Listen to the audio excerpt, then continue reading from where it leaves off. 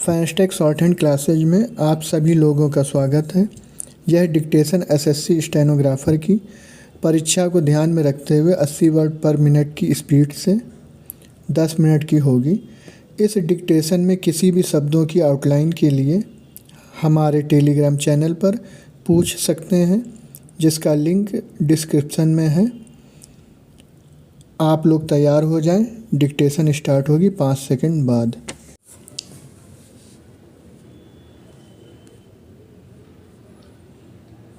सभापति महोदय, दूसरी लहर कमज़ोर पड़ने के साथ ही ज़्यादातर राज्य अब पाबंदियां भी तेज़ी से हटा रहे हैं।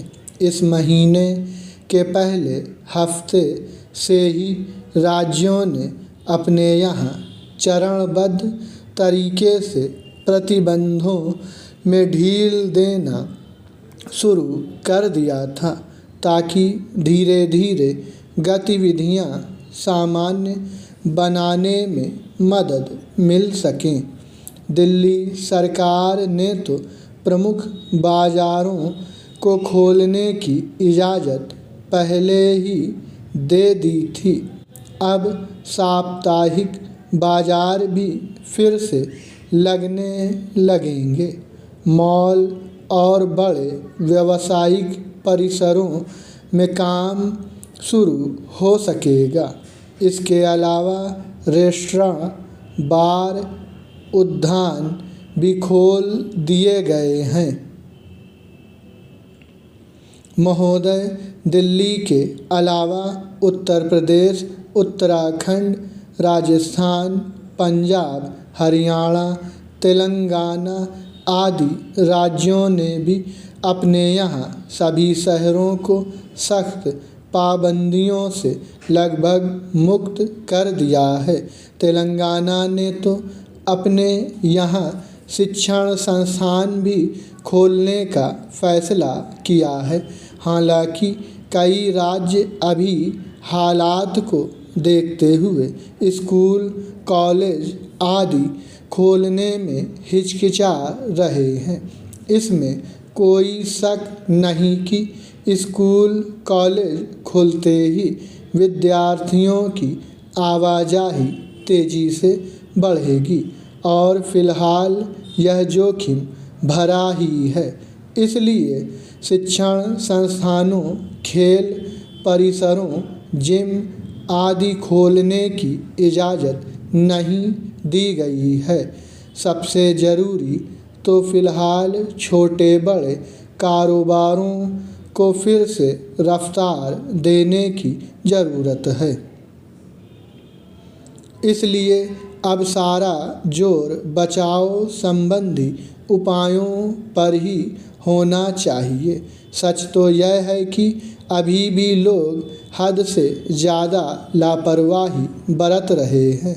बिना मास्क के घूमने, सार्वजनिक स्थलों पर सुरक्षित दूरी का पालन न करने, उचित तरीके से हाथ न धोने जैसी बातें आम हैं।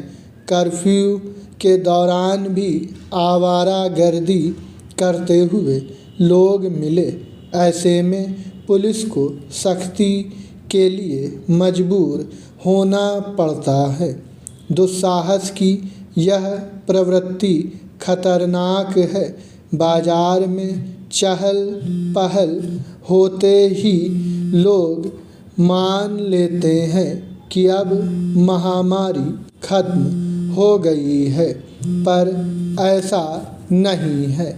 खतरा बरकरार है। इसलिए बचाव ही सबसे बड़ी सुरक्षा है। इस वक्त सबसे बड़ी चुनौती लोगों की जान बचाने और अर्थव्यवस्था को संभालने की है। अगर सिर्फ लापरवाही के कारण ही हालात बिगड़ते रहे तो बार बार प्रतिबंध लगाने पड़ सकते हैं।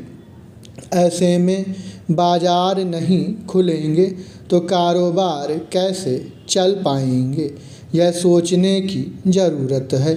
बंदी और प्रतिबंधों जैसे कदम से राज्यों को हजारों करोड़ रुपए के राजस्व का घाटा हो चुका है।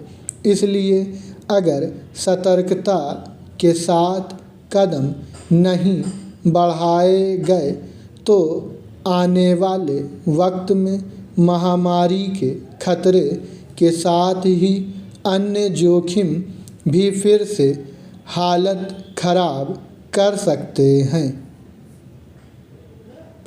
सभापति महोदय, दिल्ली उच्च न्यायालय ने एक बार यह याद दिलाया है कि जनतंत्र में असहमति और विरोध जताना मौलिक अधिकार है और अगर नागरिक किसी मुद्दे पर अपनी राय जाहिर करने के लिए इसका सहारा लेते हैं तो इससे देश की नींव को कोई खतरा नहीं है। दरअसल पिछले कुछ समय के दौरान असहमति और विरोध के मसले पर अदालतों ने जैसा रुख दिखाया है वह जनतंत्र को लेकर उम्मीद जगाता है। अब दिल्ली हाई कोर्ट ने 3 विद्यार्थियों को जमानत देते हुए साफ शब्दों में कहा है कि विरोध का अधिकार संवैधानिक रूप से मौलिक अधिकार है और इसे आतंकी गतिविधि करार नहीं दिया जा सकता है।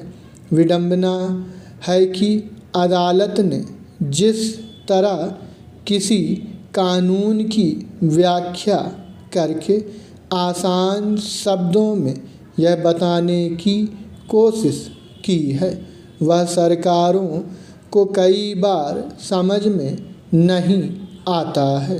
अगर देश का कोई नागरिक किसी मुद्दे पर सरकार के रुख से असहमत होता है, इस पर विरोध प्रदर्शन में हिस्सा लेता है तो उसे आतंकी गतिविधि के तौर पर कैसे देखा जा सकता है।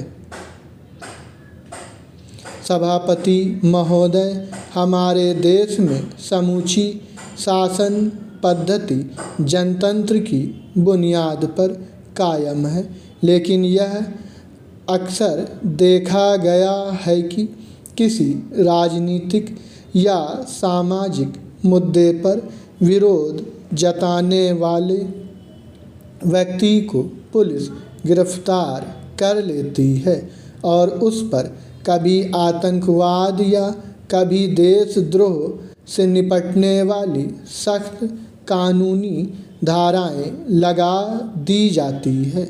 इसके चलते आरोपी को जमानत तक मिल पाना मुश्किल हो जाता है। संभव है कि सरकार ने संशोधित नागरिकता कानून यानी CAA सोच समझ कर लागू किया हो, लेकिन यह जरूरी नहीं है कि देश के सभी नागरिक बिना सवाल किए उससे सहमति रखें। दिल्ली में इस मसले पर पिछले साल व्यापक विरोध प्रदर्शन हुए थे, जिसमें बहुत सारे लोगों सहित JNU और जामिया मिलिया के बहुत सारे विद्यार्थियों ने भी हिस्सा लिया था। इसी दौरान में हुए दंगों के बाद कुछ विद्यार्थियों को पुलिस ने गिरफ्तार कर लिया था और उन पर UAPA जैसे सख्त कानून की धाराएं लगा दी थीं, जिसका उपयोग आम तौर पर आतंकी गतिविधियों में शामिल आरोपियों पर किया जाता है। यह एक तरह से बेहद अपरिपक्व तरीका था जिसके बारे में अदालत ने ठीक टिप्पणी की है कि गैर कानूनी गतिविधियां कानून में उपयोग किए गए निश्चित शब्दों और वाक्यांशों को लागू करने के दौरान बेहद सावधानी बरतनी होगी। साथ ही अदालत की यह राय बेहद अहम है। स्टॉप।